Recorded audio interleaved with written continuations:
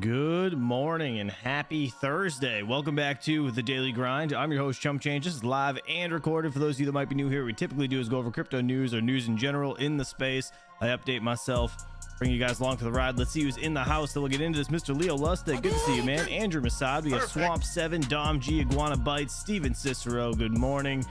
Let me scroll up here. We got Black Hat Team, good to see you, man. Leo Lustig, my man, good morning, good morning.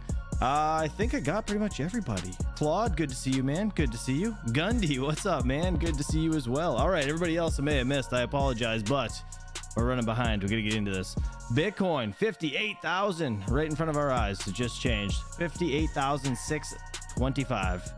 Ethereum 23.48. We got BNB at $545. We got Solana 134 bucks. ADA at 35 cents.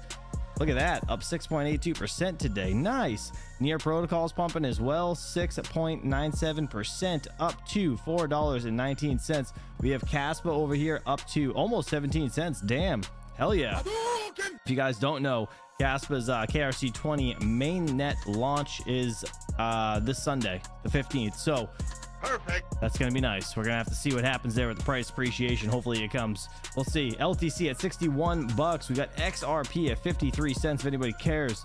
TRX over here 15 cents. Let's see what else. Sui's up actually a lot today. Damn, 17.22%, $1.03. Look at that, not bad. Dogecoin 10 cents. Yeah, that's pretty much it. What's this one? What is this one? What is FLZ? What is FLZ? Fellas? What is fellas? What is this? I've never heard of this coin in my life. Maybe it's been there, I just never noticed it. That's a riot. All right, well, I don't know what that is, but nonetheless, let's move over to crypto bubbles. All right, again, Sui seems to be the biggest earner of the day, 17% up. Look at that. Nice. Looking like $1.04 again. Popcat over here, 13.3% on the day. We have 65 cents there. Again, Near Protocol is doing pretty good, 6.7% up on the day, 419. We got ADA 6.8% to 35 cents, almost 36 cents. Fetch AI, which is ASI Alliance now, $1.41, up 7.7%. Nice, not too bad. Celestia 6.9% up on the day, $4.25. Oh man, I'm trying to figure out, like, where's Render? Where is Render? Oh, there it is. 4.3% up on the day. There we go. All right, $5.23. Not too bad. Not too bad. It was under $4 under $5 yesterday, which is crazy. And I totally wish I bought more, but I didn't get any funds until today. So that's how that goes.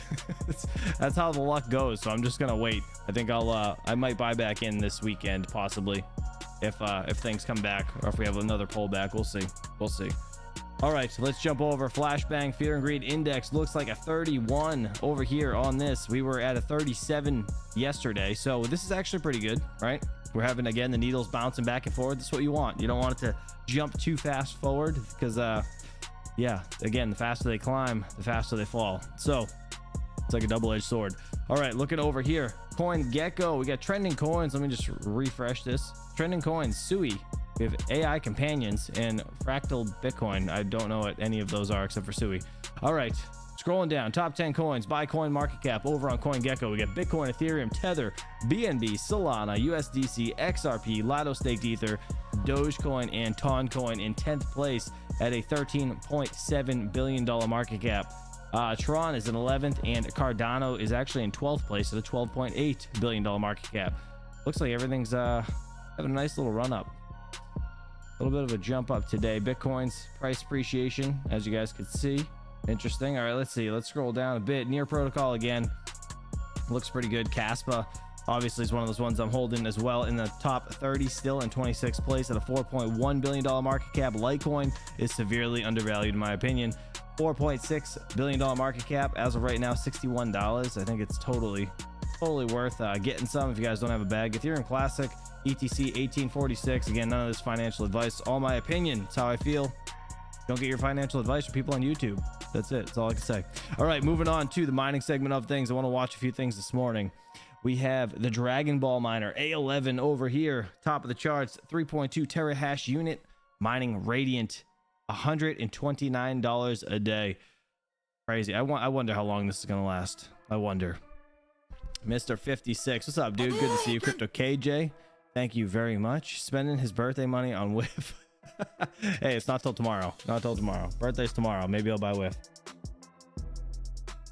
I'm totally kidding. I'm not buying any meme coins.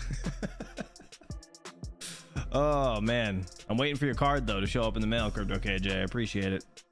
All right, we got the AL1 Pro over here, 16.6 terahash unit, $117 a day. Damn. Bruh. Damn, these are going down hard. Bitmain Antminer AL1 15.6 terahash unit. Man, this is crazy. I'm shocked that it's going to be under $100 in like a couple days. There's no way. There's no way this thing's going to make over $100 a day. Anyways, $110 per day. Again, this is at 10 cents per kilowatt hour on the AL1 15.6 terahash unit. Let me check out lithium real quick. How's lithium doing today? As you guys know, I've been mining and selling it. I'm not holding any of it because I don't trust it. That's just my opinion. $1.61. $1.61. A little bit of a run up to $2, right? The other day.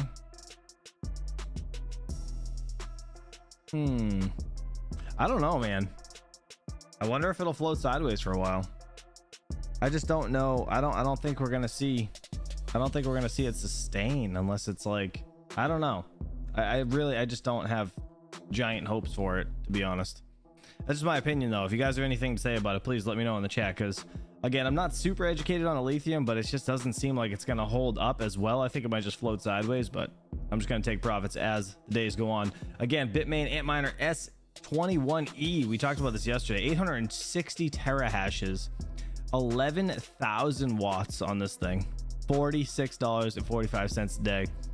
This Bitcoin miner is insane. This is one of them water cooled units. That's crazy. Absolutely crazy. The terahashes on this thing and the freaking dude, this thing, what is it? Petahash is next, right? Petahash. Imagine if we get 1 petahash units on Bitcoin. That'd be freaking insane, dude. It's so close. It's crazy. All right, Gold Shell EAL1M, 4.4 terahashes, 1800 watts over here, looking like 29.25 a day. We got the Antminer S21 XP Hydro, 473 terahashes over here, making 26.68 a day. Almost at 48. Let's see. That's a freaking beast. Yeah, dude, it is. Look at this. It's nuts. That's just, I don't even know where that thing came from. Like, came out of nowhere yesterday. Crazy. All right, let's move down a bit. What is this? Dragon Ball Miner A40. What is this? I don't even know what this unit is. Just a regular ASIC from Dragon Ball? 25 bucks a day, or $21 a day profit. Interesting. We got the the L9, the Antminer L9 over here, 16 gigahashes, $16.88 a day. Again, this is Doge and Litecoin. I don't know if the bells is calculated in here too, because you can triple mine on this thing. I don't think it is, but it is what it is. All right, let's scroll down. Let's see, the KS5M 15 terahash unit, 3,400 watts, making $12.66 a day. That's crazy. It's crazy how man, we need like a real big price appreciation on Caspa for these things to be for these things to hold their value, right, within the next like year, right? Because they're gonna be making almost nothing. It's gonna be insignificant. Let's see. Another drag these nuts cash grab, says Crypto KJ. What, for the Dragon Ball miner? Probably. Yeah, I agree. I definitely agree. Let's see, the RX0, the Ice River miner. This is the Radiant little like, looks like the KS0s and AL0. 260 gigahashes, 100 watts, $10.40 a day. That's actually not bad. Really not bad for that. And I think they're actually pretty cheap. Like what, 400 bucks or something? It's really not that bad. The Gold Shell AL Box 2 Plus. I just got my hands on this thing yesterday and I recorded a video, but I'm not allowed to drop it until I don't know when, the 17th, I think. I don't know. It makes no sense to me, but I'm trying to see if I can drop it early. Nonetheless, I might early release it for my VIPs, but we got 1 terahash over here, 480 watts, $6.48 a day. Now, this thing, I'm not gonna lie, I'm actually I did the math on the how much this unit costs versus the Ice Rivers, and Gold Shell didn't do bad on this one price wise. It's shocking, I know, but I swear to God, I I was shocked in the video, and you guys will see that when I was going over the math. They actually are right in line with Ice River, and I mean, except for the efficiency. The efficiency is the only thing that really gets you. Yeah. Anyways, all right, let's scroll down a little bit. The AL box 2, you guys know I got this thing in the solar trailer as well. 720 gigahashes over here, $4.63 a day. Where's my L7? L7. You guys know I got this thing down to Terra Hosting. Shout out to them if you're interested in hosting. Links in the description. 10 cents per kilowatt hour down there. I'm making $5.89 a day on this thing. Again, this unit's been profitable the entire bear market. It's crazy. Let me see. Anything else I want to look at? Dude, this thing. Gold Shell Mini Doge 3. Wait, no, I have the... Do I have the plus? I can't even remember. I think I have the plus. I think I have the plus. I'm pretty sure I have the plus. 810 mega hashes at 500 watts. Dude, this thing only makes 6 cents a day. We need Dogecoin. We need Elon. Come on. Come on, bro. Pump Dogecoin, please. So is that a joint? Yes, it is. Please take another hit and tweet. Ice River KS0 over here. 100 gigahashes. 65 watts, dude. This thing's actually losing 2 cents a day. Bruh. That's terrible. Absolutely terrible. Oh man, boy, oh boy. Let's see. Yeah, nothing else I really want to look at besides my S19K. See how much I'm losing today. Bitcoin's going up, but we're probably still down money. Let's see. S19K. Oh, that's not right. Is that right? Wait, what? Hold on, am I making money today? That's not true. That can't, is it? Hold on. I haven't seen profits on this thing in days. What is happening? Is that right? Yeah, that's the unit I got. 120 terahashes. What in the hell? Perfect. Hell yeah. Damn it. Now I gotta stop solo mining BCH. I gotta swap back to Bitcoin. Damn it. All right. Anyways, I haven't hit a block yet on Bitcoin Cash, but it was worth the gamble. You know what? I have like 7 days left. Today's the 12th. I started the 19th. I'm doing it for a month. I want to see if I hit a block. But man, that's crazy. If I'm making $3 a day, I don't believe. I feel like I don't believe that. Why do I feel like that's a lie?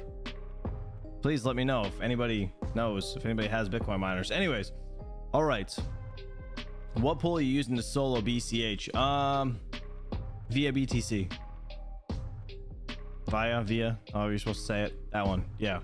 That's what I'm using. NVIDIA CMP 170HX over here on the GPUs. Looks like Zealous is the most profitable to mine. Ironfish as well. Bitcoin Gold, nice for pretty much every other card on the 40 series. Ironfish and Pyro on the 4090 as well. Xano 7900 XT, nice. The XTX, same thing. Xano and Bitcoin Gold.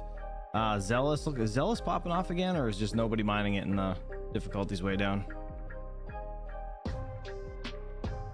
Oh no, it's up. Wow, it's up 9.5% today. Damn. Nice. We got $8.38. Look at that. Oh wow, it ran up to $9.10. Jeez. Was it a couple hours ago? That was a couple hours ago. What in the hell? Look at that. Nice. All right. Well, Zealous is pumping. There you go, guys. There you go. Swap your coins over. I mean, your cards over. Back to Zealous. That was actually, you know what? This coin is pretty easy to mine. And yeah, just swap out of it. I didn't hold any of it. I just sold it all as I mined it, and it was actually pretty nice.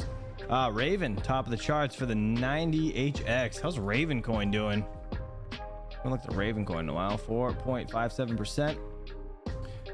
It's almost 2 pennies. It's over a penny and a half. Nice. Panda's still on this trip where this coin's gonna explode. You know what? I don't see why we wouldn't get a decent run up, but I don't know if we're gonna see the 28 cents like we had before. 93% down. I don't know. What do you guys think?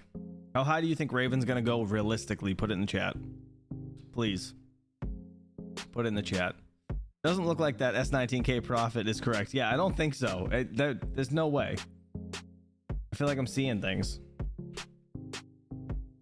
That's not right. That can't be right, right? Unless the difficulty drops for some reason. I don't know. I don't know. But there's that 10 cents per kilowatt hour. That's what it says. You know, whatever. Don't kill my buzz. All right. Crypto KJ. Thank you. What are you putting in the chat? Let me see. What is this? Oh God. No, I'm just gonna accept it. Whatever. Let's see.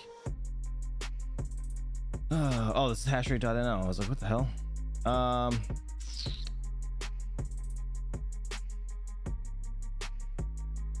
Wait, what? All right, hold on. I'm sorry, I was confused for a second. All right, so this is the profit here on the right. So we got negative $1.91 on this site. Why is ASIC miner value way off? Why is it so far? That's $4 off. That's over $4 off.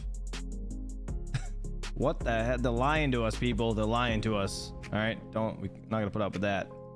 Hell no, that's crazy. Well, thank you, Crypto KJ, for ruining my hopes and dreams today. Yeah, guys, I mean, Bitcoin Gold, Zealous seems to be the top of the charts for most of the stuff. Yeah, Grin on the 6900 XT if you guys are interested in that. Xanos there, obviously. Yeah, not too bad. AMD cards, Ravencoin, and Clore. Nice. How's Clore doing? Let's look at Clore, and then we're gonna jump into the news. Clore AI, 2% up, 5 cents. Man, are they in tantrum yet?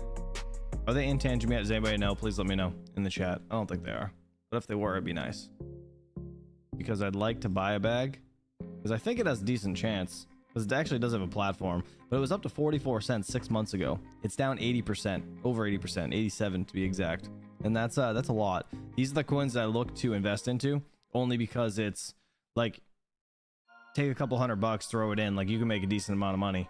You know what I mean? Get the zero multiplier there when this thing pumps. It works out. It works out in most strategies doing it like that. All right, moving on over here. Aletheium's hash rate 9.2 petahashes. I just wanted to see what the network was at today. Interesting. All right, again, mainnet launch for KRC20 is launching this Sunday, 15th. So if you guys didn't know, congrats to the Casper team. All right, moving on to news. Let's get into this. The Fed will cut rates by 25 basis points next week. Let's see what they got to say over here on CNBC television. Guys, that like button. Appreciate you for hanging out. I hate asking, but YouTube makes me. Let's do it.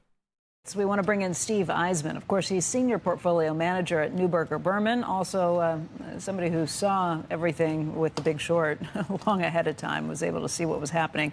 Steve, we come to you on a lot of issues because you have been so incredibly right on some of the bets you've made. Where do you think things stand right now for the financials? Because it does feel like a little bit of an inflection point. We heard from Bank of America yesterday saying that things look pretty good, but you also heard from Jamie Dimon saying that there could be some concerns out there on the broader spectrum. You haven't been worried about the banks in a while. You still feel that way? From a systemic perspective, no, you have not been buying banks, right. But you have not been. From a systemic perspective, I lose absolutely no sleep about the banks. They're extremely well capitalized. They're far better run. They understand their risk better than they ever have. And there's nothing to worry about with respect to the banks. To invest them is another story. Yeah, you didn't like them a year ago. How are you feeling about them now? I don't think there's a story with respect to the banks. I mean, I find them to be trading vehicles. People use them as a means to express how they feel about the economy. You know, right now, what's facing the banks is the Fed's going to cut rates, and that's going to hurt net interest margins, which is what J.P. Morgan said yesterday. Credit quality is getting slightly worse on the margin, which is what Ally said, and people got hysterical and took the stock down over 20%. But there's no story with respect to the banks right now. If it's a trading vehicle and J.P. Morgan shares were down $11 on concerns about net interest income, is that an opportunity to buy in on a trading moment? You know, this is what I don't do. I don't trade. So if there's a long-term story, I'll own it. I don't think there's great long-term stories generally in the financial sector. There are a few, you know, things here and there, like you can own Visa long-term because it's a great business. But there's no great story in the banks right now, one way or the other. And what do you anticipate from the Fed next week? If it doesn't matter for financials, it does matter beyond that. I actually think there's reality and there's perception. And I mean, I think people spend a lot of time trying to figure out what the Fed's going to do. My guess is the Fed will cut 25 basis points, and that'll be fine. That it's important on the margin. It's certainly important on Fed Day. I don't think it's really that important for long-term investors. We were talking in the commercial break ahead of time about your prediction that Donald Trump was going to win. You came out with that prediction a while ago. I said that 100% certainty he would win. 100% certainty. It was days before Joe Biden stepped out of the race. So in my own defense, I will say that I made that prediction before the first debate between Trump and Biden. I felt very strongly about it. That prediction was looking really good after the debate, and I withdraw it. I did not anticipate that a sitting president of the United States was going to drop out of the race. It's never happened before. I think the election is a toss-up. I mean, if I had to stake my life on it, I would say still probably Trump wins because he'll win Pennsylvania. But it's. I heard him say Trump wins. So he said. Too hard to tell.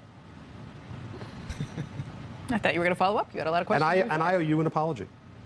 Because the last time I was on, I have no idea where you're going. I'm scared. I know you don't. The last time I was on, you pressed me about the fact that the low-end consumer is having problems, and I gave you very short shrift about it because I didn't think it was important with respect to the market.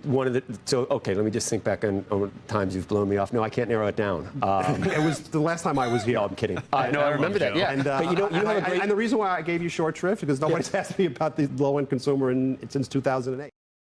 Crazy. That's right. All right, let's real quick. Did you guys see there was something going around with the whole debate thing the other night where there was like maybe a microphone on Kamala's ear?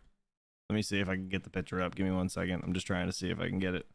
It's in Discord, if I'm not mistaken. Let me see. Yeah, this right here. Mr. Andrew Assad. Appreciate you. Let me open this up. Copy this link. Let me see. You guys see this? Wireless audio earrings company responds to rumors Kamala Harris wore earpiece during the presidential debate. You guys see that? Good, I bet that's true. It looks like a freaking earpiece. That's right. But at the same time, like, is that so? They have let's see, a wireless audio earring company responded after rumors spread that Kamala Harris wore an earpiece during Tuesday night's presidential debate against Trump. Social media users posted photos of Nova audio earrings next to the screenshot of Kamala Harris's earrings and suggested she used an earpiece during the debate. Dude, how much you want? I bet. Dude, could you imagine? This is like the deflate gate over there in football, but for presidents. This is terrible. That's crazy. That's crazy. I briefly looked at this morning, but I didn't go into the article.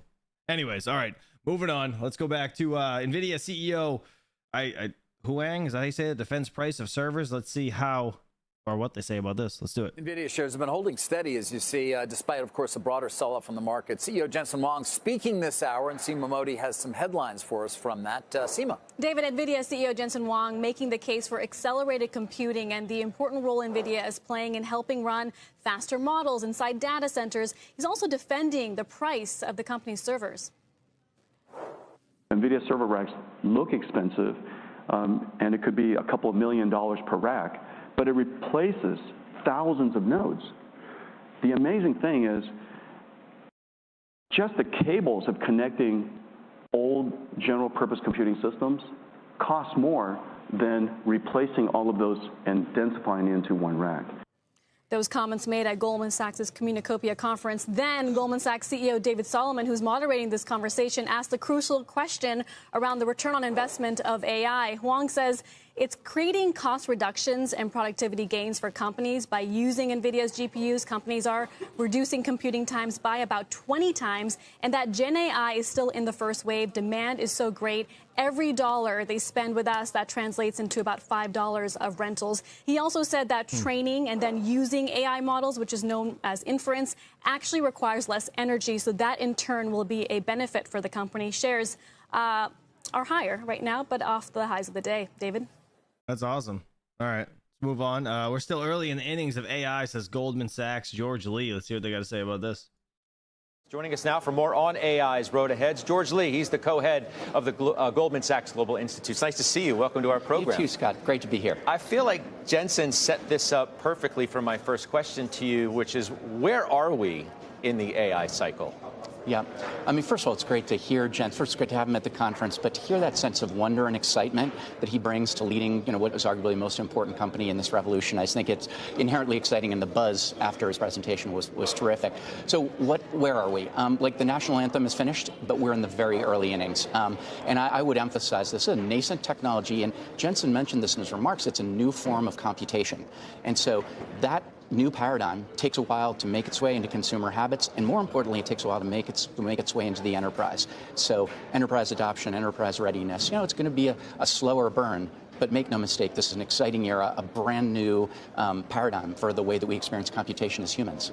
On that note, I looked back at a conversation you had in the spring with Tony Pasquarello, colleague, of course, of yours, very well known to our viewers because he comes on our program. And you said the following, and I want to bring this up again. You said, quote, "The degree to which this technology just dropped on the face of the earth and seemed immediately consequential to people is quite unusual. And that degree of unanimity is building up rather than dissipating." Now, you could take that one of two ways. I mean, you could say, well, that's incredibly bullish, or you can say, wow, everybody's on the same side of the same boat. Right. How should we take it? Yeah, it's a great question. Per my comments, it is fascinating in the sense that there was this moment, November 30th, 2022, where the public at large got a sense of accessing and having a conversation with a machine. It was like a fundamentally new way to think about computation. And it attracted an enormous amount of attention. And yeah, I think the unanimity, the confidence that this is going to be transformative for businesses, for nation states, for our world, is, continues to build. That having been said, I think there's a healthy debate that's going on, a set of divergent views about how fast this is going to happen, whether or not the scaling laws persist into perpetuity, what bottlenecks and constraints we're going to face, the data wall that people are talking about. So I'm actually encouraged that while the enthusiasm's building, there's an enormous amount of investment, obviously, there's also a good two-sided market about the pace, timing, and ultimate scale of impact of this technology. I think that's healthy. How quickly, though, do we need to realize the investment on the spend? Yep.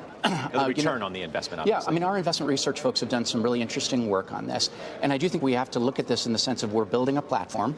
The platform, it will take a while for that platform to translate itself into applications and use cases that create the kind of economic impact we're all looking for and waiting for. By the way, extremely encouraging early evidence of this. And you've had CEOs like Andy Jassy and Doug McMillan and others talk about tangible dollar savings and speed ups, reduction of latency. I think there's real impact. It's just going to take a while to make its way through the system. And again, changing enterprise habits, fastening this technology into enterprise architectures, making it safe, reliable, authoritative, all of that takes time and effort. The other point you made with Tony that I thought was really interesting was, as much as you travel around and you meet with different CEOs, whether older, younger, it's generationally unanimous, the excitement. Whether you're talking to an older CEO or a young founder of a company. I thought that was fascinating. Yeah, I don't run into many CEOs who are older than me anymore, unfortunately, having been around the game for a while. But you're right. This is a multi-generational phenomenon. I think one of the fascinating things from the Apple announcement the other day was the adoption of earpods for, basically hearing essentially hearing aid kind of thing. So, look, this is a What? That's kind of cool. Technology that is widely accessible. We've got this platform of billions of phones in the hands of consumers, the ability to just access intelligence, to have a conversation with an infinitely smart, patient, non-judgmental machine. Pretty impactful no matter what your age or station in life. AirPods for hearing aids now? Like, what? That's crazy. All right, let's see. People are leaning back into big tech ahead of the election. Let's see what they got to say again over here on CNBC television. Bring in Altimeter's Brad Gerstner now. He is live here at Communicopia with us. Thanks for joining us. Great to run into you here and see you. It's good to be here. Good to be here. There were two moments, I think, today. The markets were a little rattled, and Jensen Huang was on the stage downstairs and just continued to talk about AI and the great demand that he's seeing. David Solomon, as I said, sat with us and said things in the economy look pretty good. You were sitting in on the Jensen conversation. It's now your biggest holding, isn't it? It is. It is. I mean, as you know, really going all the way back to January 23, it's been among our biggest holdings. It is our biggest holding today. There's been a lot of concern over the last couple of months whether or not there's an AI air pocket. Satya and Sundar got on their calls and said it's more important to overinvest than underinvest at this moment in AI. But we heard a few things this week, Scott. Elon Musk and Sergey Brin down in L.A. earlier this week at the All-In Summit both said that the pace of AI is faster than any other tech development they have seen in their lifetimes. Yesterday, Dario sure. from Anthropic was here. Kevin Scott from Microsoft was here, saying that, demand is continuing to outstrip supply. We heard the same from Thomas Kurian. So when Jensen took the stage for NVIDIA this morning, he said nothing's changed. Of course, there was some concern about a Blackwell delay. He took that off the table. He said Blackwell is on target for Q4 ramping and scaling of production. So I think that as we look at 2025, we're at about $5 a share for NVIDIA. It got as low as $100. That's 20 times earnings for the most important company in compute today.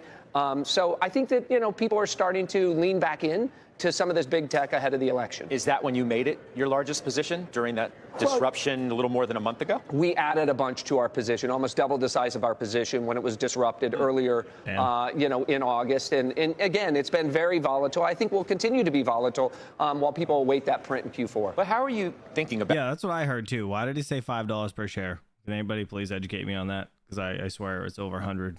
About the return on investment, right? I mean, you alluded to the concerns in the marketplace about all the money that's being spent, the CapEx up 40 or 50 or even more % on an annual basis. At what point, though, do we really need to see the fruits of all of that cash? A critical thing to remember is NVIDIA is not just in the business of generative AI. Right? What Jensen has reminded us is that we're going to have to replace the $1 trillion of CPU-driven data centers. This is stuff that drives things like data processing, everyday workloads, in these data centers. And so you have $1 trillion over the next 4 years of generative AI workloads that we're going to invest in, and $1 trillion of CPU replacement that we're going to invest in. And so I think you're seeing incredible returns. He said this morning, for every dollar invested by the hyperscalers, they get $5 out of the generative AI workloads. He also talked about data processing. He said for a company like Databricks, they can drive down the cost of data processing by 95%. Their operating costs on a certain workload goes from 20 million to 1 million. So I think the red herring about ROI here is one that Wall Street spends a lot of time thinking about. But when you look in the boardrooms of all the hyperscalers and the big enterprises, they're all leaning in and investing. The other thing he talked about that I thought was pretty interesting was a lot of what we hear when folks talk bullishly about Apple. He talked about their installed base, not only on the gaming side, but on now the supercomputing side as it relates to AI. And it got me thinking about the way people talk about Apple. It also goes to the question of moat versus first mover advantage, right? He implies that he thinks they have a moat because of that installed base. Yes. Well, I mean, when you think about the stack, this is no longer a computer chip. Blackwell has 7 different chips in the system. The system is the entire data center. And so the advantage, he also talked about CUDA. A lot of people point to CUDA as a moat for NVIDIA. But he said CUDA is just the beginning of our moat. We have 350 libraries that sit on top of CUDA. These are things like CUDA-IO and CUDA-DN that are specific algorithms targeting things like data processing or image generation or things like recommender models. And so I think the width of the stack is one that is much greater than people think. And he said the only thing that really competes is Google's TPUs. And he actually gave a pretty good shout out for Google's TPUs this morning. Interesting. I hate how they cut people off like that. It's so crazy. All right, moving on. Caroline Ellison asked to avoid prison in upcoming sentencing tied to FTX collapse. That's crazy. She's asking to not be in prison. Oh, let's see what happens with this one. Let's do it. Today, Bitcoin stabilizes following a volatile morning as new economic data shows inflation is cooling. Former Alameda top lieutenant Caroline Ellison gets her sentencing date in federal court. And Chainlink's Sergey Nazarov breaks down how last night's presidential debate performances could be impacting crypto prices. It's gonna be crazy. What do you guys think? Is she gonna see jail time? Welcome to CNBC's Crypto World. I'm Mackenzie Sigalos. Major cryptocurrencies stabilizing this afternoon as new economic data out this morning revealed that inflation slowed last month and following last night's combative presidential debate between Republican candidate Donald Trump and Vice President Kamala Harris. Now, as of noon Eastern, Bitcoin traded pretty flat at nearly $56,700 after dropping to the $55,000 level the hour before. Ether also was flat compared to 24 hours earlier. Solana, however, fell more than 2%. Now, the former president... As you guys know, Bitcoin's closer to 58,000 this morning. This was yesterday afternoon. recently positioned himself as a pro-crypto candidate whose return to office could mark a win for the crypto industry that has accused the current administration of regulatory overreach. Now, while Trump has publicly courted the crypto industry, speaking at Bitcoin 2024 in Nashville over the summer, promising friendlier regulation, Harris has yet to detail a policy position on digital assets.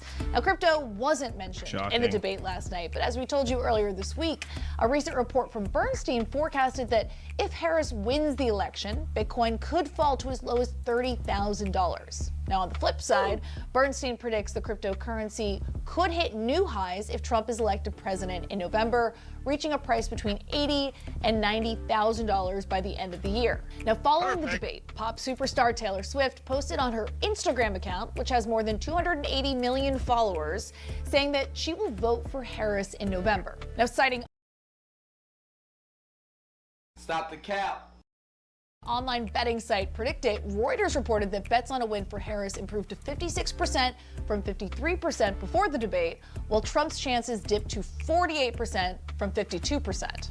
Meantime, new data out this morning revealed CPI increased 0.2% in August, in line with Wall Street expectations. That put the 12-month inflation rate at 2.5%, which is the lowest that it's been since February of 2021.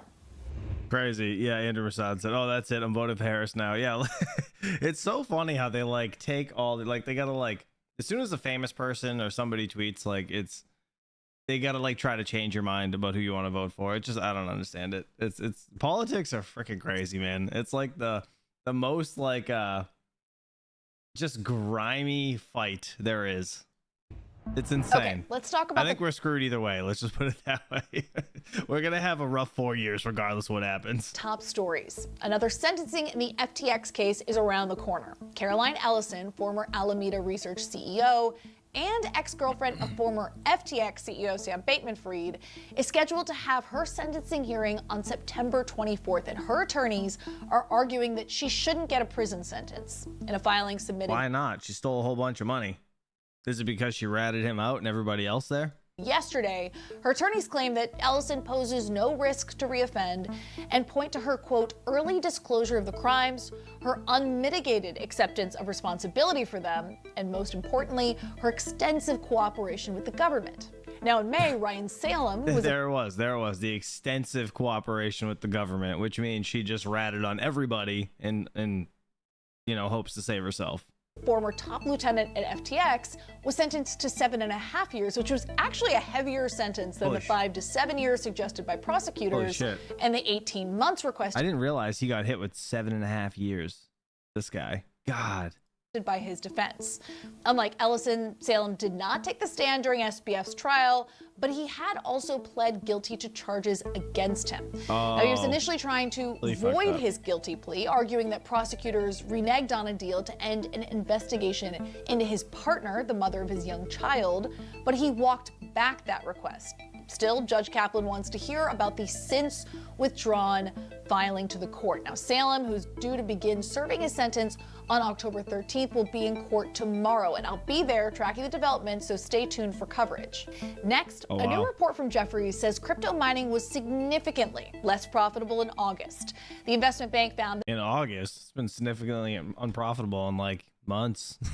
It's been brutal. That August average daily revenue per exahash fell by 11.8% month over month. Now, that coincides with a 4.2% decrease in the average price of Bitcoin and a 2.7% increase in network hash rate. You got to think too, these guys have like stupid low electric rates, so they've been seeing profits all up through the bear market, right? Just because it's, again, the electric rate is so low, but like us home miners, like we've been screwed for a while. Jefferies also said that North American publicly traded miners mined a smaller share of new Bitcoin in August compared to July, down to 19.9% of the total network versus 20.2% a month ago. Oh, wow. Now, that's in part, Jefferies says, to these miners bringing new equipment online faster than the network's hash rate increased. Yeah, well, and then talking about these freaking miners, where is it? Hold on, let me refresh this. If anybody's just joining, look at this thing. This freaking brand new hydro unit. I guarantee you people are buying these up like crazy. The S21E XP Hydro 3U. Dude, this thing is 860 terahashes. That thing's almost a freaking petahash in one machine. That's unreal. That is unreal. Told the report found that mining economics are moving in the wrong direction, but that operational efficiency is improving. It's 11,000 watts, by the way, for that freaking that 860 terahash unit. And when digging into specific miners, Jeffries pointed to Marathon Digital, saying that the company's new strategy of buying hosting providers that once managed its mining infrastructure is something that the investment bank supports. It's crazy. All right, for our main story, I spoke with Chainlink co-founder Sergey Nazarov about the impact of last night's debate on crypto prices, the role of digital assets in the upcoming presidential election, and how spot crypto ETFs have been going. Well, they didn't really talk about crypto, but we're gonna bump this up actually to 1.2 just because. Yeah. So let's start off with markets, because this morning crypto prices fell, with Bitcoin dropping to the $55,000 level as of around 11 Eastern after last night's presidential debate where Vice President Kamala Harris put her Republican rival Donald Trump on the defensive. Now, Bernstein came out with this report forecasting that Bitcoin could hit new highs if Trump is elected in November. But following last night's debate, some betting sites are now showing higher odds of a win for Harris compared to before the event. Now, the Democratic presidential candidate has yet to, take a public stance on crypto, even though we've reported on conversations happening behind closed door between the VP's team and industry leaders. My question to you, Sergey, do you think that yesterday's debate performance is factoring into today's prices? And what do you think will happen to crypto more broadly, the market more broadly, if one presidential candidate wins over the other in November? He's the guy behind Chainlink, right? Yeah, I think it's very hard to understand and predict what moves crypto prices in the short term. I think people have all kinds of, short-term theories. In my view, crypto adoption is inevitable. And so you basically arrive at a world where the majority of the world's value is on blockchains, regardless. I think if you have a presidential candidate that's optimistic towards crypto in the US, then the US market adopts crypto faster. But crypto and blockchains are a global technology. And I think that eventually the global competition by other countries using blockchains will force all other countries, including the United States, to adopt it as quickly as possible. So I think there will be a difference in how the US adopts crypto based on who the president is. But fundamentally, it's all really inevitable. And it's now being driven more and more by countries outside the US that are going to create a competitive dynamic that will force the US market to adopt blockchains even more. So I think there will be a significant impact. But I don't think it'll fundamentally change whether blockchains or cryptocurrency gets adopted in the next 5 years. Switching gears, since you were last on the show in May, Chainlink has had a few developments, including the launch of proof of reserves for 21 Shares Ethereum ETF. Now, this comes 5 months after 21 Shares integrated Chainlink proof of reserves for its Bitcoin ETF in an effort to increase transparency. Walk me through how this partnership works and how it's going so far. We are able to prove, using Chainlink's technology, that there is a certain asset backing a fund, and we're able to put that information on chain. And that gives more and more assurance to the people buying the real world asset, buying the fund. And so what you're actually going to be seeing is more and more data that results in better compliance, better transparency, better accountability, and eliminates eventually the need for those shadow books, because eventually the data through Chainlink is put on chain. It's similar to the transition you saw from like fax machines to email. There was a period where people were still using fax machines and they were still using email, but eventually everyone ditched fax machines and everyone is now on email. So, dude, I remember having a fax machine in my house. My mother had one. I'll never forget that. It's so funny. Actually, those did just like disappear with email. So we're kind of going towards a world where proof of reserves is going to become the normal way that you prove things about assets. And you might even get to a world where proof of reserves proves things about assets that aren't tokenized even. So the 21 Shares work is kind of very interesting because it's about a traditional financial structure, but you're using on-chain technology to prove important key risk dimensions and what the status of the assets is in that traditional financial structure. So what you're seeing is the value of blockchain technology as a data transmission and reliability mechanism for something that is structured in a traditional way, as a more traditional financial product. And this is what you will continue to see more and more of, that the blockchain world and the traditional financial world will start merging, and blockchain technology's value will start being provided to that group. And I personally believe that you'll end up seeing more value in real world asset tokens than in cryptocurrencies. So speaking about the ETF ecosystem more broadly, in June, Van Eck filed an application for a spot Solana ETF, making it the first issuer to file for a fund that would invest in spot Solana in the US. 21 shares then followed suit. What's your reaction to that development, and what do you think would happen there? Do you think that those products will win approval as well? Because I've spoken with others in the industry, and they say that they're actually interested in a more robust financial infrastructure, allowing for traders to, hedge these products, to introduce leverage. Or is it more about what you just were speaking about a minute ago, this tokenization of real-world assets? Is that really where the emphasis in the industry is right now? I think it's both. It's hard for me to tell which one will get more volume in the medium term. I think initially the ETF wrapper has such wide distribution and is so accepted as a reliable way to hold value that it will initially get more usage. But I think I think it's actually two different things. I think what will happen is you'll have a community of more traditional institutional users that are comfortable with the ETF wrapper as a form of having value. I do think there will be many more ETFs because people want to diversify. And I know it seems funny to some people when we say diversify between Bitcoin and Ethereum and some other token, but there is actually some diversification there within the crypto space. So I think you will see a multitude of additional tokens in the ETF format because there's a big kind of ecosystem and a big distribution channel there. And then I think you will also see a lot of tokenization of real world assets, specifically tokenized funds. And then there will be a user group that continues to grow larger and larger. That is the user group that likes what we call on-chain finance. So they like to have assets on chain. They like to have proof about assets on chain. They like to have the NAV data, the AUM data, all of the relevant metrics of risk and success of an asset or a fund on chain, because they believe in the security, transparency, reliability, 24/7, 365 uptime, 24/7, 365 markets, properties of on-chain finance. And I think that eventually on-chain finance will become bigger than the traditionally wrapped asset world. When that will happen is difficult for me to say, but I am positive that it will happen eventually. It is inevitable because it is the superior format.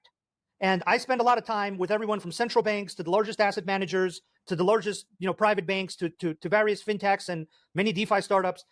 Everyone, when you really abstract away the different vocabulary, agrees that this is the better format for more advanced financial products like funds. And so I think you're going to see more and more tokenized funds, and you're going to see a growing community of people that want to participate in on-chain finance, not as some kind of cryptocurrency related thing, but because the technology creates a better financial product. It creates a better fund. It creates a fund that you can redeem every 2 seconds instead of every 2 months. It creates a fund that you can know things about, not weekly, but second by second. It adds a lot of valuable properties to the transfer from, I have ETFs in the traditional wrapper world, which doesn't have the market speeds or other properties, to this on-chain finance world. So that's kind of where I think we'll go in the medium to long term. But initially, I think the ETFs will continue to break into the public consciousness as a legitimizing force for cryptocurrencies because it's kind of how people are used to interacting with things. Okay, that's all for interesting. Are you guys into Chainlink? Let me know in the chat. The only thing for me, it's like it's not a main chain, so it's kind of like, I don't know. I've never held any, to be honest. I've never been into it. All right, let's move on to the videos. I want to watch this Altcoin Daily video. I wanted to watch this yesterday, but I didn't have a chance to. So I don't know why it says Donald Trump at the beginning, but it says $1 million Bitcoin price prediction. This was September 10th, so 2 days ago. So I want to see this. I haven't had a chance to watch it yet, to be honest. So let's do it. Guys, that like button, please. Appreciate you. You made headlines earlier this year when you said that Bitcoin could reach $1 million this year, and if not this year, 2025. Do you still stand behind that? Bitcoin could hit $1 million in 2025, and nobody is talking about this. Well, one person is. Bitcoin entrepreneur Samson Mao just reiterated his 2024-2025 Bitcoin price prediction. This dude's on crack. We're not going to hit $1 million next year. I don't think that's going to happen. I mean, it will eventually, but not now. Made headlines earlier this year when you said that Bitcoin could reach $1 million this year, and if not this year, 2025. Do you still stand behind that? I think so. The market's wrong. Like, Bitcoin is massively undervalued right now at whatever it is, 56,000-7,000 per coin. This guy's face is just screaming. I love titties. And again, reiterating what I'm saying, there is just so little Bitcoin out there. You can't double your holdings as a large entity at this point. So it's going to shoot up. The pressure has to be alleviated in other ways. So what I see right now is Bitcoin's like a beach ball, and we're pushing it underwater right now, and people are starting to get bored. Maybe it's intentional, maybe it's paper Bitcoin shorting. He's not wrong though, Bitcoin and pushing the price down, but that is not sustainable simply because there's so much buy demand. Every quarter, Tether is going to be buying Bitcoin. Every couple months, MicroStrategy is buying, Semler is buying, and we're going to see more and more of that. One of the largest pension funds in the world in Korea is allocating to MicroStrategy now. So you can see the tide already turning. But just like in the Big Short, the market takes time to realize what's happening. It's always going to be the people that are paying attention to Bitcoin that see all these factors and are allocating to it. This is why Michael Saylor is going to try to buy as much as he can right now. I'll be real with you. On Altcoin Daily, Well, also, Michael Saylor will be buying the top forever because he believes in Bitcoin long term. It's not a short-term gain for him, right? And that's really how all you guys should be looking at Bitcoin. It's not a short-term game. What's up, Yeti? Good to see you, buddy. Always try to be real with you about crypto. This is why you subscribe. I don't see Bitcoin hitting $1 million in 2025. I don't see Bitcoin hitting $1 million in 2025. I wish. I do see Bitcoin hitting $100,000 in 2025 easily. Everybody's gonna be buying Bitcoin, and the reason is because if it gets above $100,000, it's gonna be sitting at a just shy of $2 trillion market capitalization. And what that means is that it is going to be starting to take on gold. It is going to be starting to take market capitalization away from gold. It is going to be like a black hole. Have you ever seen an animation of a black hole, like or a vortex in water? Everything around it just kind of gets sucked into it. That's what you're going to see happen. You're going to see money get sucked out of equities. You're going to see money get sucked out of Forex. You're going to see money get sucked out of precious metals. And you're going to see it all go into Bitcoin. Now, there's inflation of the currency, so it's not actually going to be visible. You're going to see those markets continue to grow. But silently, behind the scenes, you will see people on an individual basis saying, yeah, I sold half of my gold position and put 90% of my proceeds into Bitcoin because I believe in Bitcoin more. And then, you know what's crazy, though? There's still so many people that don't know what Bitcoin is. So many people. After that, how high it goes is anybody's guess. It might really depend on who is elected president. Most people say that Trump is better for Bitcoin. Do you agree? Trump does seem like he truly believes in Bitcoin. Or is he just pandering? You live on a bleeding edge. You do know that, Bitcoiners, don't you? You are the modern-day Edisons and Wright brothers and Carnegies and Henry Fords. Trump, to his credit, does actively talk about supporting Bitcoin if he were to become president. But he is getting a lot of money from Bitcoiners. Now, Kamala isn't supporting crypto at all, seemingly. So I think Trump would be better for crypto. But it does kind of seem like Trump is telling us what we want to hear. In just 15 years, Bitcoin has gone from merely an idea posted anonymously on an internet message board to being the 9th most valuable asset anywhere in the world. Can you believe that? Is that right? That is kind of crazy, to be honest. Big deal. Yeah, and they didn't talk about crypto at all during the debate. You're correct. Crypto for Seniors. Good to see you, man. Good morning. Think of that. It's already bigger than ExxonMobil. Soon it will be surpassing the entire market cap of silver. It's not bad. That's How about crazy. gold? How about gold? Let's go gold. What is gold at? Like a $14 trillion market cap, and Bitcoin's at one point something. And one day it probably will overtake gold. Based on the way it's going now, it could very well be a possibility. There's never been anything like it, and I don't think you've ever seen anything like it. And most people have no idea what the hell it is. You know that, right? So what happens when they figure it out? That's going to really be something. This room is amazing. The people in this room, high IQ individuals. I'm running against a low IQ individual, her. I'm not even talking about him, her. I got a low IQ individual. Either way, I do agree with Trump's rhetoric about Bitcoin. Oh, here we go. There we go. Gold. What's going on here, actually? Question. Oh, it said 17 trillion on that list. Right here. 17 trillion. Crazy. Art, 18 trillion. What? What? Art's above gold? What?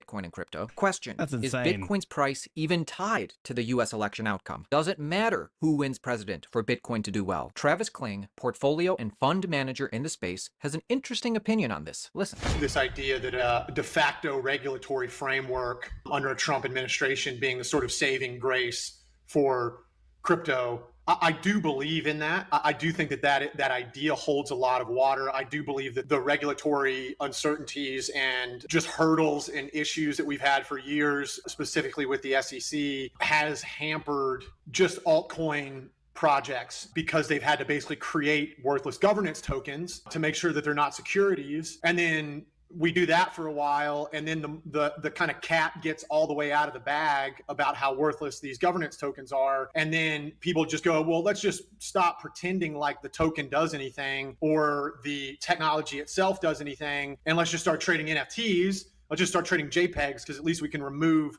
this sort of pretend value accrual thing, and we can just trade baseball cards, basically. Okay, that's fine. And then you fast forward to the first part of this year, and then it's like, well, let's just do meme coins, you know, because that's even just a step further in that general direction, and at least they're not securities. And then the meme coin mania got so out of hand and devolved so rapidly into such a, you know, I mean, it's just a mess, right? Like it's just what a mess. Complete And mess. ridiculous, and sort of shining a light on the worst parts of human nature, the worst parts of the crypto ecosystem, the most nihilistic, the most gambly, the most ridiculous, pointless. And then we had a spotlight on that for a while. And I think a lot of people bearing witness to how gross the meme coin mania was to watch. That's part of what's leading to this quiet quitting malaise that we find ourselves in. So he thinks Donald Trump is better for altcoins.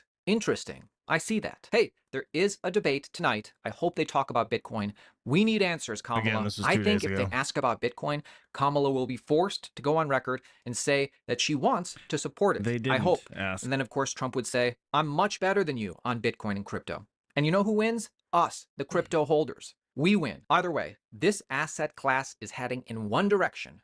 Did you see our video yesterday? Hey, make sure you subscribe to our channel. You may think $1 million is a crazy price prediction. Michael Saylor says Bitcoin will hit $13 million someday. Do you think in 21 years, I think he said his reasoning is valid? Bitcoin's 0.1% of the capital in the world right now. I think it's going to go to 7% of the capital. 7%. My long-term forecast is it's going to go to 13 million over 21 years. 13 million. 13, but what is it 5 years from now? You're in your 4-year calculus. You know, it's been growing 44% a year with about a 40 to 50 vol. I would think it'll move on at 40%, then click down to 35, then 30, then 25, and at some point it'll be the S&P return plus 8%, and it'll be the S&P vol plus 8%, because it's always going to be a more global, open, free capital market. Subscribe to our channel, join our team. Insane. Cryptocurrency is the future. Learn about it on a daily basis. Stay updated. All right, we're gonna leave that alone.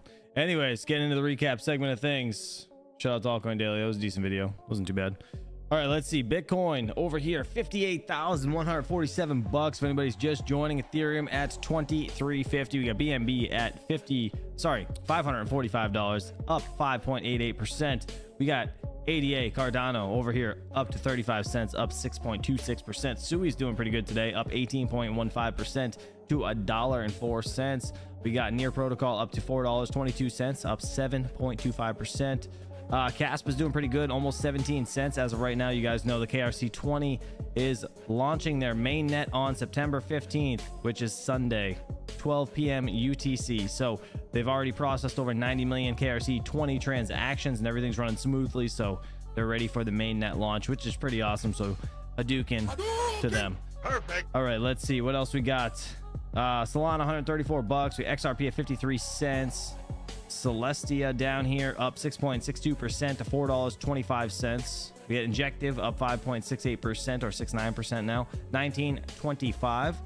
Render is actually up to $5.27, up 5% today. Let's see. Don't sell or swap all that Solana. No, I won't. DNR, I appreciate you.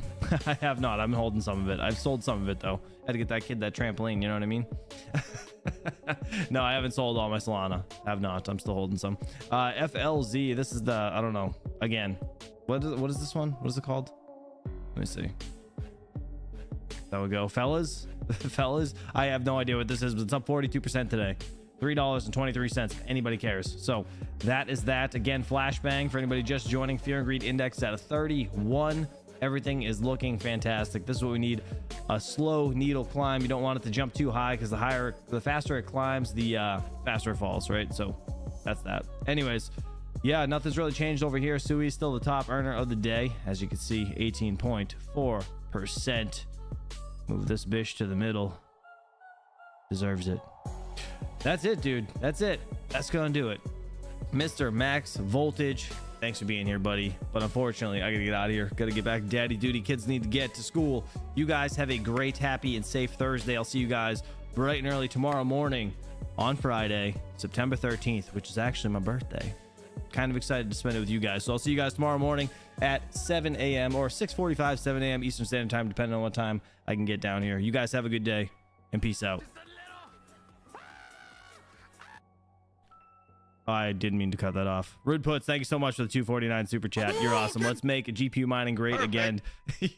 You're awesome. I apologize. Sorry, I didn't realize that was going on. Appreciate you. Peace out.